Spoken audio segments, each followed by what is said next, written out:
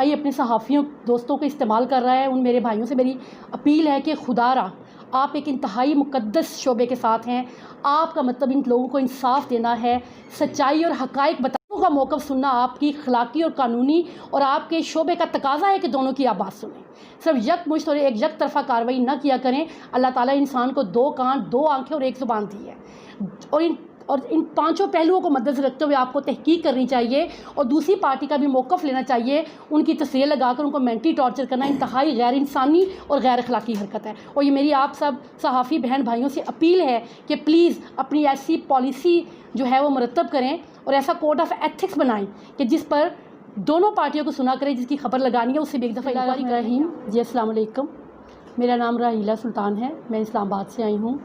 میرے والد محترم کا نام محبوب عالم عرف کالے خان بسم اللہ بیکری منڈی بہاؤالدین میں بڑی مشہور ہے، کبھی تھی اب تو نہیں ہے لیکن اس وقت تھی، اب ابا جان دنیا سے جا چکے ہیں، والدہ محترم بھی جا چکی ہیں۔ ہمارے 6 بھائی ہیں جن میں 5 بھائی جو ہیں عارف حسین، طارق حسین، ماجد حسین، ساجد حسین اور واجد حسین، یہ 5 بھائی جو ہیں انہوں نے ہماری جائیداد پہ قبضہ کیا ہوا ہے، ہمارا میکہ ختم کر دیا ہے۔ ہم وراثت جو اللہ تعالیٰ نے شریعت کی روح سے ہمیں فادر سے حصہ ملا تھا اس پہ انہوں نے قبضہ کر رکھا ہے۔ اس کی استدعا لے کر ہم کورٹ میں گئیں، کورٹ نے ہماری دادرسی سنی، ہماری درخواست سنی، اس پر عمل درآمد ہوا۔ بعد میں یہ کیس ہمارا تقسیم کے بعد انہوں نے تقسیم کا دعویٰ جب ہم لوگوں نے کیا تو انہوں نے ہماری پراپرٹی کی نیلامی کروائی اور خود سے خرد بدھ کر کے خریدنے کی کوشش کی، جو کہ انتہائی کم ریٹس پر تھی۔ ہم اس پر اپیل کے لیے ہم دوبارہ چلے گئے سیشن کورٹ میں، سیشن کورٹ پہ بھی اپیل ہماری جاری تھی اور اسٹے ہوا تھا، تو بھائی ہمارے گھر آ گئے، بہنوں کو راضی کر لیا کہ ایسی بات نہیں ہے، ہم بہن بھائی مل کر اپنی جائیداد کے سارا تصفیہ کرتے ہیں، اور ہمارا ایک مارک اے طے ہوا، ایک معاہدہ جس کے تحت ہم بہن بھائیوں نے مل جل کر چلنا تھا۔ ہم واپس اپنے گھروں میں چلی گئیں اور کچھ عرصے کے بعد یہ بھائی میرے پاس آئے اور کچھ رقم تھی جو کہ ہماری تقسیم کے حصے میں ہمیں آئی تھی، وہ انہوں نے مل جل کر میرے اکاؤنٹ میں جمع کروائی تھی۔ اس میں سے 34.5 لاکھ روپیہ طارق حسین اور واجد حسین مجھ سے ہتھیا کر لے گئے، اس ضمن میں کہ ہم پراپرٹی کے کام کر رہے ہیں، انشاءاللہ ہم پلازہ بنائیں گے اور بہن بھائی مل کر انشاءاللہ ہمارا جو ہے نا رینٹ آؤٹ ہوگا اور سب کو فیور ہوگا۔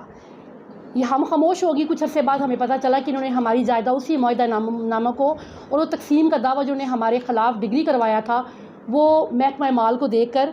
اور معاہدہ نامہ کو چھپا کر حقائق کو ہائڈ کرتے ہوئے ہمارا جو 3 بہنوں کا اور 1 بھائی کا جو حصہ تھا شرعین اور وراثتاً وہ ہتھیا کے اپنے نام کروا لیا۔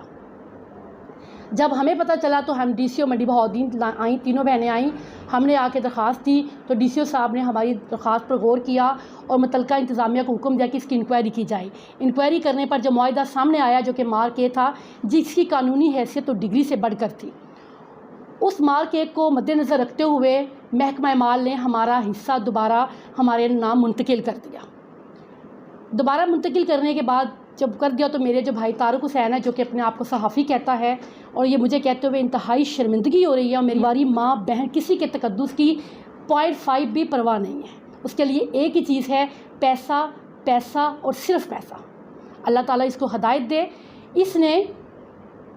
جن لوگوں نے ہمارا ساتھ دیا، اس میں اقبال پٹواری کا نام سر فہرست ہے، اللہ تعالیٰ ان کو زندگی اور صحت دے، جنہوں نے ہم بہنوں کو، ہم یتیم بچیوں کو ہمارا